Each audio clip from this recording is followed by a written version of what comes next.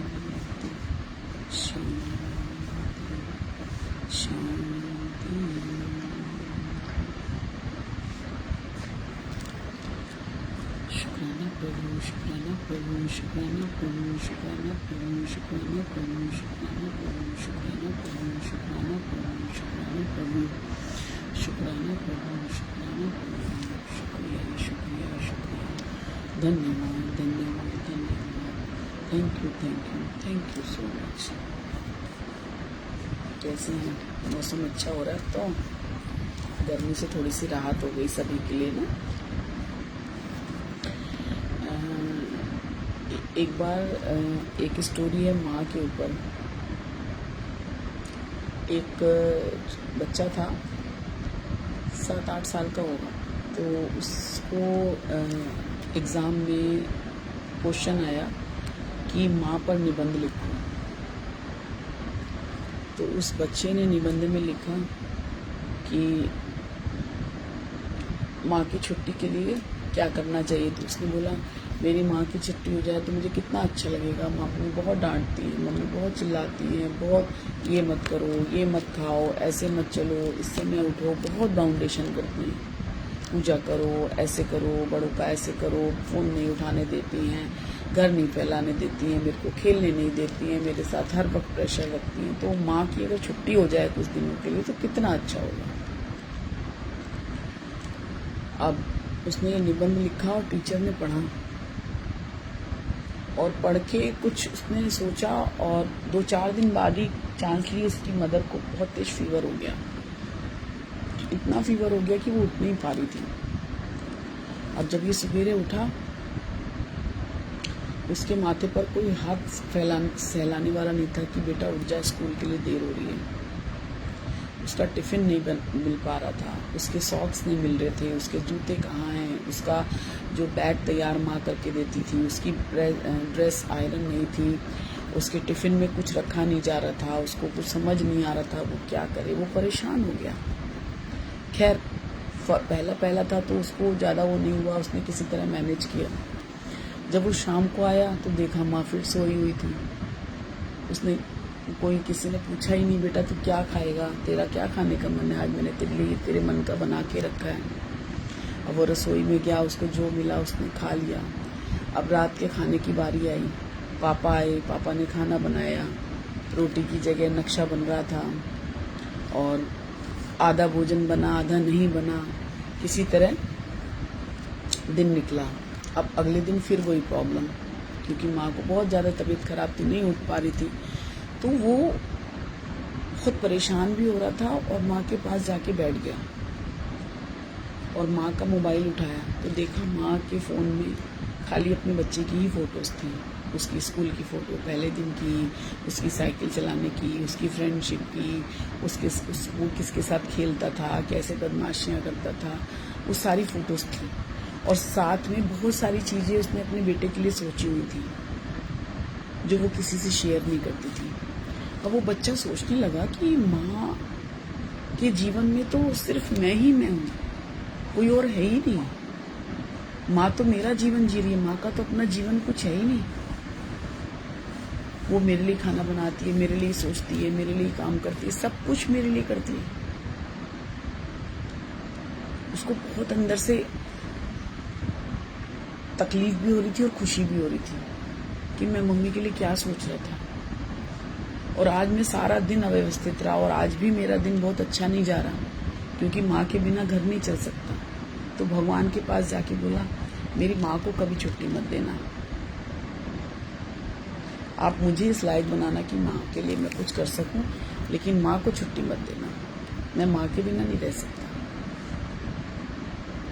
तो जब कोई चीज़ नहीं होती है ना, हमें तब उसकी कमी फील होती है। तो हम जब लाइव हैं तो हमारे अंदर कम से कम इस तरह के संस्कार तो होने ही चाहिए। ये नहीं कि वो छोटा बच्चा है कि जब हम लाइव हैं उसी समय केयर करें। मरने के बाद तो कुछ भी नहीं है, आप चाहे चंदन की लकड़ियों में जलाओ, चाहे नॉर्मल लकड़ी में जलाओ, चाहे मत जलाओ, कुछ नहीं होगा। जो है आप साक्षात उसकी इच्छा पूरी कर दो, अगर आप कर सकते हैं तो। ऐसा नहीं कि चोरी चकारी करके करना है, लेकिन अगर फील के साथ आप थोड़ा सा कर पाएं तो जरूर करना चाहिए। भगवान को भी जैसे भाव प्यारा होता है ना, तो माँ को भी सिर्फ बच्चों से कुछ नहीं चाहिए होता है, सिर्फ प्यार के 2 शब्द, इज्जत और कुछ नहीं। बस बैठ जाइए, माँ ऑटोमेटिकली खुश हो जाएगी और कुछ देगी, लेगी तो नहीं, क्योंकि माँ का तो काम ही देना है ना। तो माँ की कहानी कौन कर सकता है, भाव बड़ी चीज़ है। एक बार क्या हुआ, वृंदावन में एक नियम लागू हुआ कि सबके घर से एक दिन प्रसाद का भोग आएगा। पर्ची डाल दी जाती थी, जौन सी तारीख पे जिसके डेट में जिसके घर की पर्ची निकलती थी उस दिन खाना भगवान के लिए जाता था बन के। अब एक जिस भक्त की पर्ची निकली वो बहुत ही असहाय था, उसके पास नहीं था इतना धन कि वो 56 भोग बना सके। तो एक तरफ तो वो खुश हो रहा था कि आज मेरी बारी आई है, भगवान को मैं भोग लगा पाऊंगा। दूसरी तरफ उसके पास कुछ भी नहीं था, कुछ भी नहीं था उसके पास बनाने के लिए। वो बहुत रो रहा था और रोते रोते ना मंदिर में जाके बाहर सीढ़ियों पे बैठ गया कि भगवान मैं क्या करूं, मुझे समझ नहीं आ रहा, मेरे पास कुछ नहीं है, मैं क्या बनाऊं, आपको क्या चढ़ाऊं।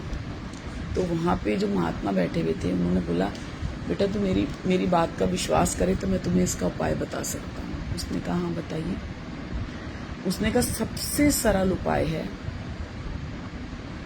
भगवान को भाव चाहिए। आपके पास कुछ भी नहीं है ना, आप आंख बंद करके बैठ जाइए। जैसे ही हम आंख बंद करके बैठेंगे और गुलाब जामुन का ध्यान करेंगे तो हमारे आंखों के सामने गुलाब जामुन आ जाएगा, है ना। रबड़ी का देखेंगे तो रबड़ी आ जाएगी, उसका स्वाद भी महसूस होने लग जाएगा। तो उसी तरह हम अगर भगवान के लिए भाव से अगर भोजन बनाएंगे तो भी भगवान स्वीकार करेंगे। उसने कहा तुम्हारे पास बर्तन है, तुम्हारे पास बनाने की विधि है, तुम आंख बंद करके हर चीज विजुअलाइज करते रहो। अब मैंने गैस जला दिया, अब मैंने बर्तन रख दिया, अब मैंने घी डाल दिया, अब मैंने राई, हींग, जीरा जो भी डालना है आपने डाल दिया, अब मैंने कढ़ी बना दी, अब मैंने खीर बना दी, अब मैंने कचौड़ी बना दी। सब कुछ आपने जैसे आप बनाते हो आंख बंद करके बिल्कुल उतनी ही तत्परता से बनाओ, और जो थाल मंदिर से आया उसमें उसी तत्परता से सजा के और पत्तल से ढक के मंदिर में ले जाओ और भगवान के सामने भोग लगा दो, और भगवान उसी भाव से खाएंगे, तुम यकीन मानो। अब उसके पास कोई चारा नहीं था, उसने कहा ये तो बहुत अच्छी बात है। और उसने ये नहीं कि उसके पास वास्तव में नहीं था, और उसने भाव से सेम वो पूरा काम किया। खाना बनाया पूरा, और ऐसे पत्तल से ढक के और मंदिर के अंदर जाके वहाँ पे रख दिया और कपाट बंद कर दिए भगवान को खाने के लिए। तो कपाट बंद करने के बाद बंद हो गए कपाट। थोड़ी देर बाद जब कपाट खोले और जब पत्तल देखा हटा हुआ, तो इतनी सुगंध आ रही थी उसमें, इतना अच्छा खाना वहाँ पे रखा हुआ था और भोग लगा हुआ। और वो हैरान, उसको विश्वास तो था लेकिन उसने ये नहीं सोचा था कि ये चमत्कार हो जाएगा। वो थोड़ा डर भी रहा था कि कहीं मेरे पात्र में अगर कुछ नहीं मिला तो मेरे को पंडित लोग क्या क्या कहेंगे, पर ऐसा नहीं हुआ। जितनी चीजें उसने सोची थी उतनी ही चीजें थाल में परोसी हुई थी। ये है भाव की महिमा। भाव बड़ी चीज है। भगवान कहते हैं भाव का भूखा हूं मैं, भाव ही से प्यार है, भाव से भज लो मुझे तो भव से बेड़ा पार है। तो भाव बड़ी चीज है। जैसे एक और थी ऐसी स्टोरी। एक गरीब ब्राह्मण ही था, वो भगवान की पूजा करता था, लड्डू गोपाल की, कान्हा रूप की, और बहुत पूजा करता था। लेकिन उसके दिन परिवर्तित नहीं होते थे। एक समय बनाता था, 3 समय खाता था, और कहता था भगवान जैसे तेरी मर्जी, मेरे पास है ही नहीं, मैं क्या करूं। ठीक है। तो एक दिन उसका एक दोस्त आया, उसने पूछा क्या हाल है, बहुत सजा सवरा जेवर बर पहने हुए। उसने कहा जैसे थे वैसे ही हैं, भगवान की जैसी मर्जी। तो उसने कहा पूजा वूजा करते हो? उसने कहा हाँ, गोपाल जी की पूजा करता हूँ। तो उसने कहा उसे छोड़ो, वो तो खुद जब परेशान होते हैं तो शिव को पुकारते हैं, और तुम शिव की पूजा करो, शिव तुम्हें सब कुछ देंगे। अब परेशान तो था ही, उसने क्या किया, शिव की मूर्ति लेके आ गया और भगवान जी की मूर्ति को उसने एक कहीं कोने पे रख दिया और शिव जी की पूजा करने लगा। ओम नमः शिवाय, ओम नमः शिवाय, ओम नमः शिवाय, ओम नमः शिवाय, ओम नमः शिवाय। और जो अगरबत्ती जलाई, अब जब अगरबत्ती जलाई तो वो सारा धुआं जहां उन्होंने कृष्ण जी को बिठाया था वहां पे जाने लगा। अब उसे बड़ा गुस्सा आ रहा था कि जब तुम्हें पूछता था तब तो तुमने पूछा नहीं, आज जब मैंने यहाँ पे इनकी अगरबत्ती जलाई है तो उसका धुआं भी तुम लेते जा रहे हो। उसने कहा रुक जाओ, मैं भी तुम्हें अलमारी में बंद करता हूँ। अब उसने जैसे ही भगवान जी को उठाने के लिए अलमारी में रखने की कोशिश करी, उसी समय भगवान प्रकट हो गए।